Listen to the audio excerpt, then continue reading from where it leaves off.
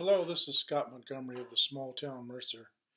And today, believe it or not, I'm going to give you my World War One lecture that I wanted to do 3 years ago. But I went into the hospital and I just found my notes for it, so I'm going to do it today. I'm actually coming out with a couple of videos early next week that are going to get back to the topic at hand that I've been talking about up to this point.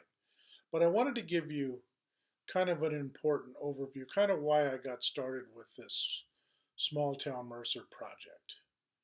And basically, I began to notice something back in 2018.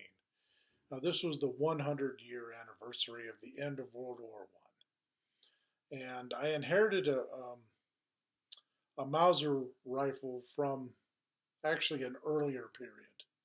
But it was used, I'm told, in World War I. And so I bought a shirt, a Luftwaffe shirt from World War I, because it was used by, I guess, by guards, people who were guarding the aviation or the air bases of the German Luftwaffe as they were flying missions.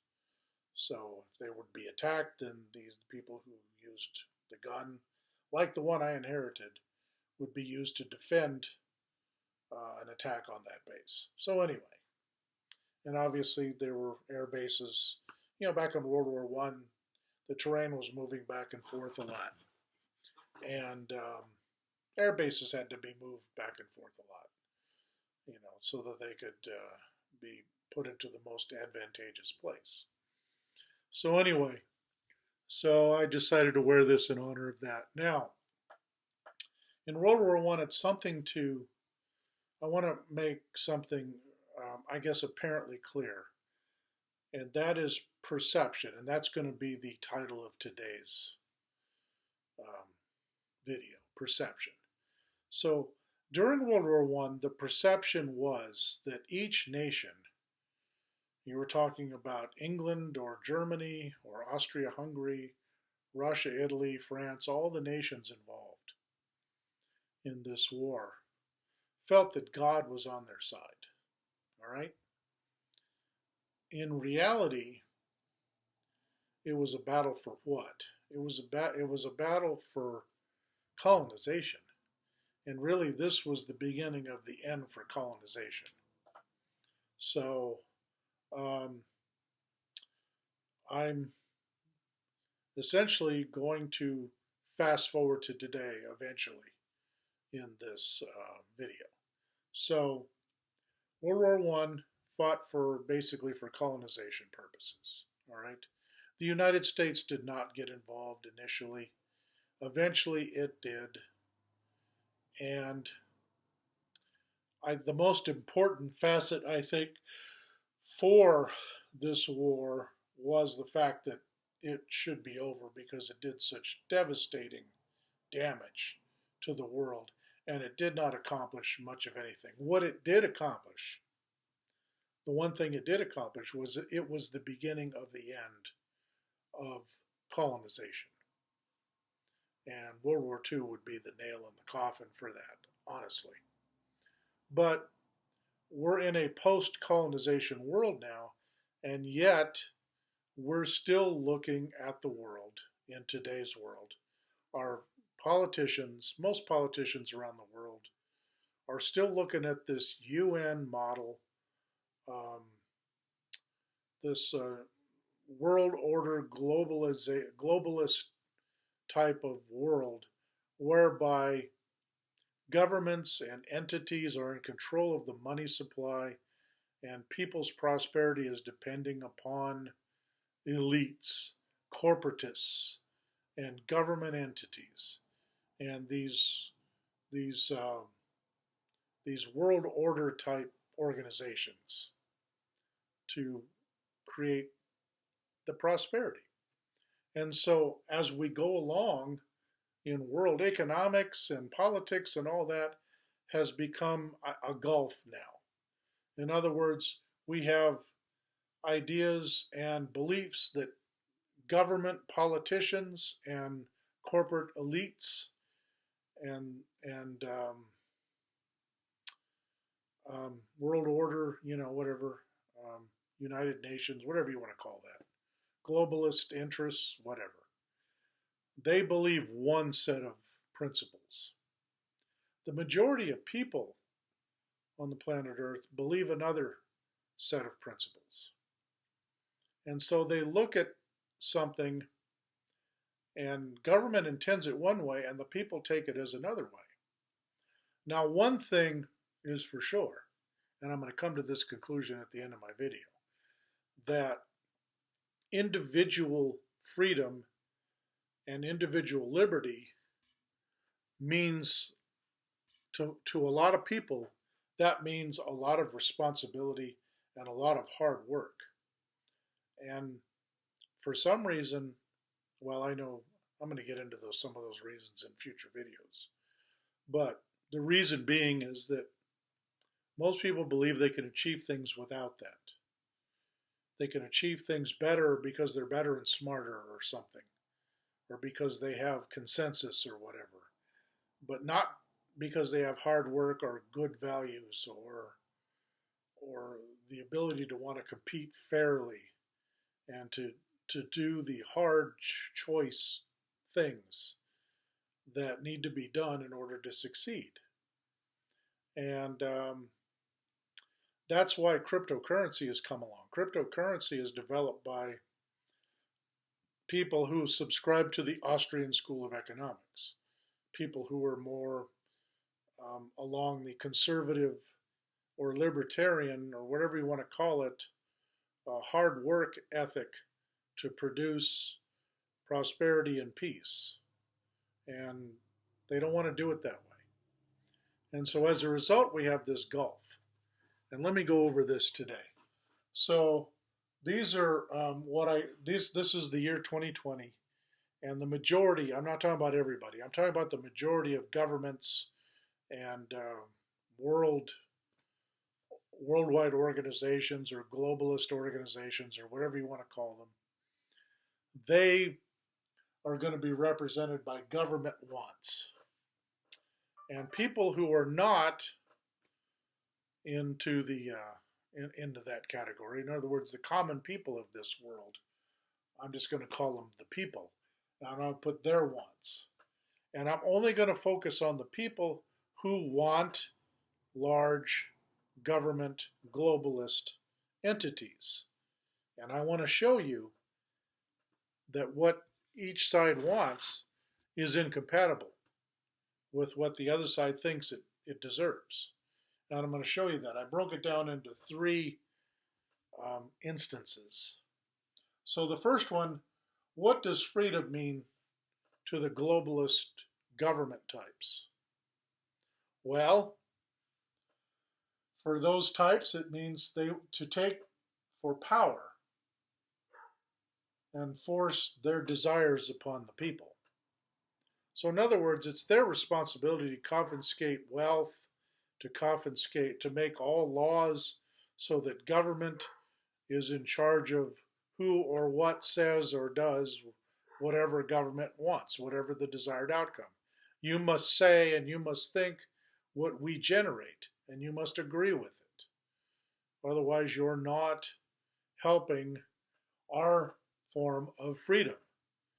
And we need to be able to confiscate and dictate what you, the people, should do, what type of jobs you should perform, how much money you should have, how much you should eat, drink, and what social behaviors you should exercise. And above all, when we say something, you execute it. All right? So the people, on the other hand, believe that these all-encompassing, all-powerful governments exist for the purpose of to prevent them from having any responsibility. The government is going to take care of all of those unpleasant things that I don't want to do.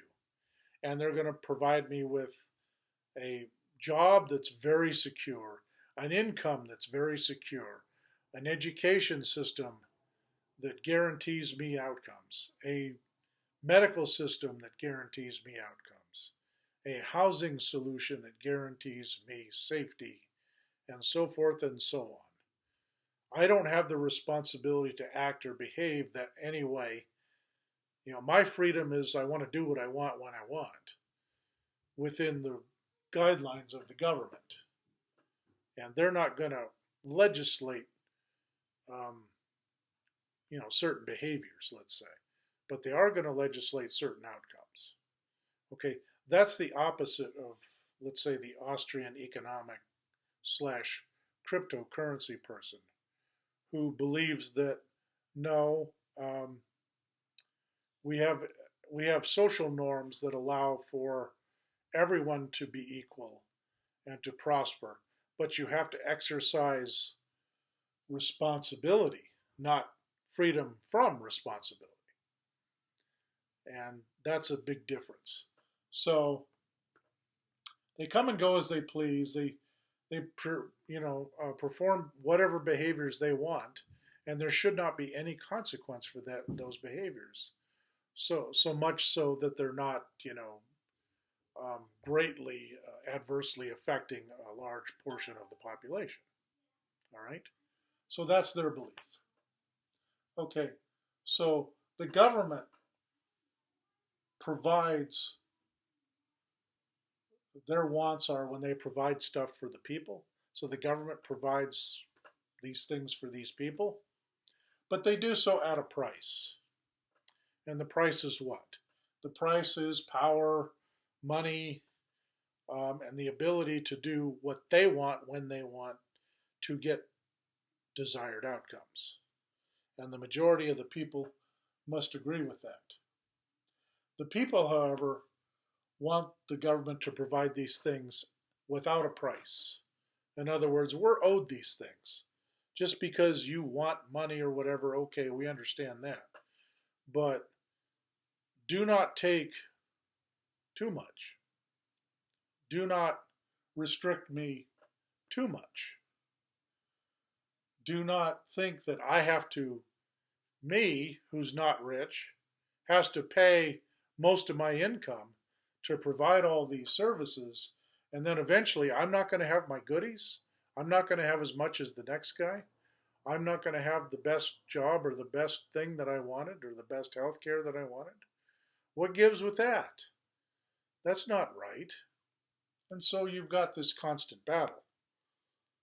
Um, and that's why you have such political shifts in elections, because these people think that they deserve these things without a price, but we all know that there has to be a price. And these people don't always realize that. That's why they flip over to the other side. Okay? Now, what is the consequence of government's wants? The government, like I said, wants you, as the people, wants the people to obey and to agree and to further the cause of government and corporatism. And what is the cause? Well, whatever government wants. Whatever, well, we want people to be to marry their pets or whatever, and so corporates and corporations and the government are going to push that. And if you don't agree with that, then you don't have a job here, or you don't have a job anywhere, or we can censor you on the internet, that type of thing, right? Okay, so that's the consequence. They expect you to behave this way for them to do anything for you. And when they do anything for you, it's at a price. So in other words, you're not going to get all you want. And the people here don't realize that. And so the consequence for the people, they want to create a society where government and corporates follow their desires and their wants. So I want to go to the park and dig holes and look for fancy rocks or something. Well, you can't. It's our park. It's not your park. So you can't touch anything or do anything. Oh, what a drag. Oh, I want to be able to drink in the park. Oh, I want to be able to smoke pot in the park. Well, you can't do that because other people that are going to the park and we own the park and you're bothering them and therefore you can't do that. I want to be able to go to the park and preach. Well, you can't do that. People are annoyed by you.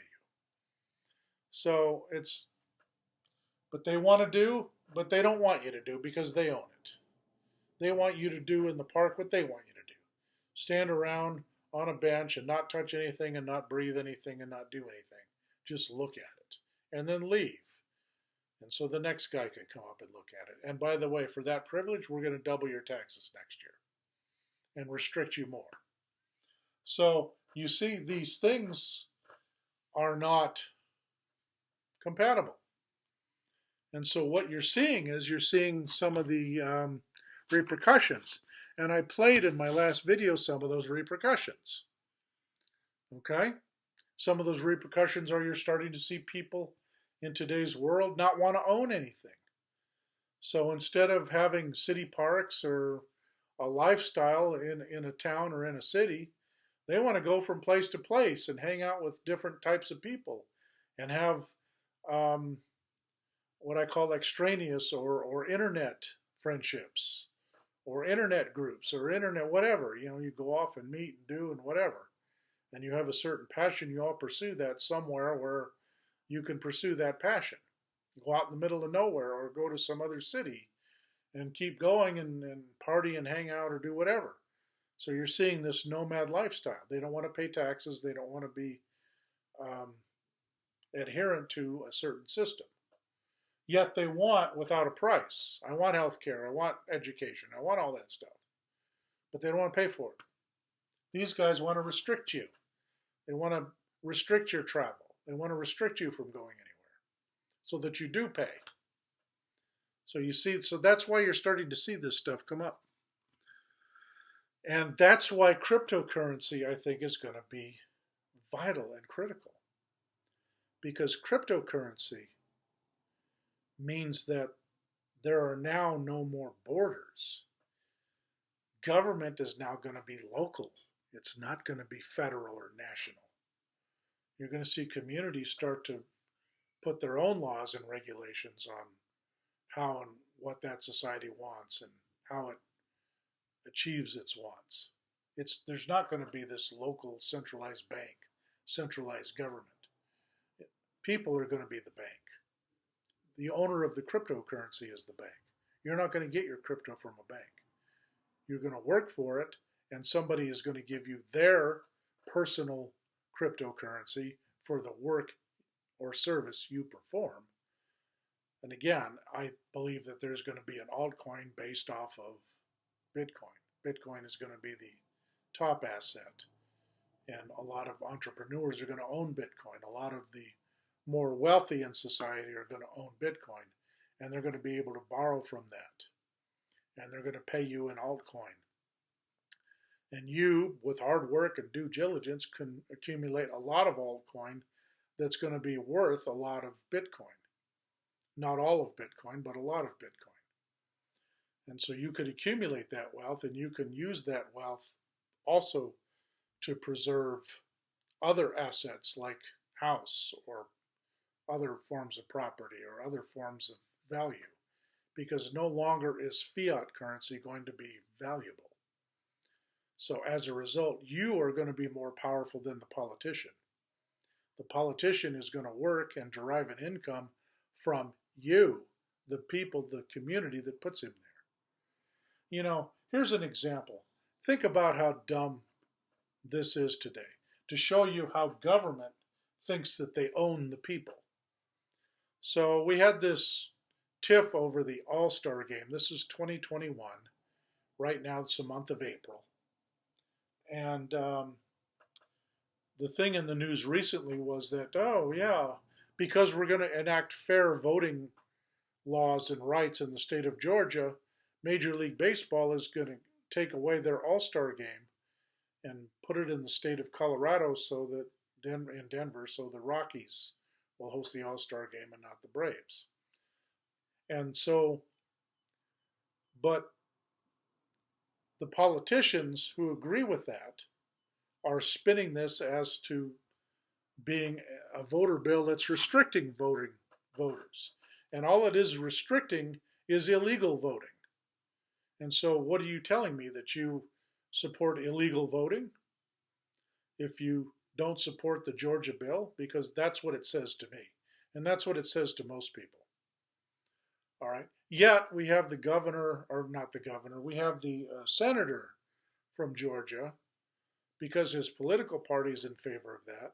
He says that he is in favor of taking $100 million away from the citizens of his own state, Atlanta, Georgia. He supports taking the money away from them and giving it to the people of Denver. And I don't want to get into the race factor of this, but somebody made a comment that, yeah, most of the people in Atlanta who are going to hurt from that are black. And most of the people who live in Denver, by the way, are white. And they wanted to make it a race issue. I think race issues, political issues like that, these are the reasons why this type of system is failing. Remember, I started off this lecture with World War I and colonization. Who does colonization favor? Does it favor the people that are enslaved into producing raw materials for the handful of nations that control them? I might ask the same question.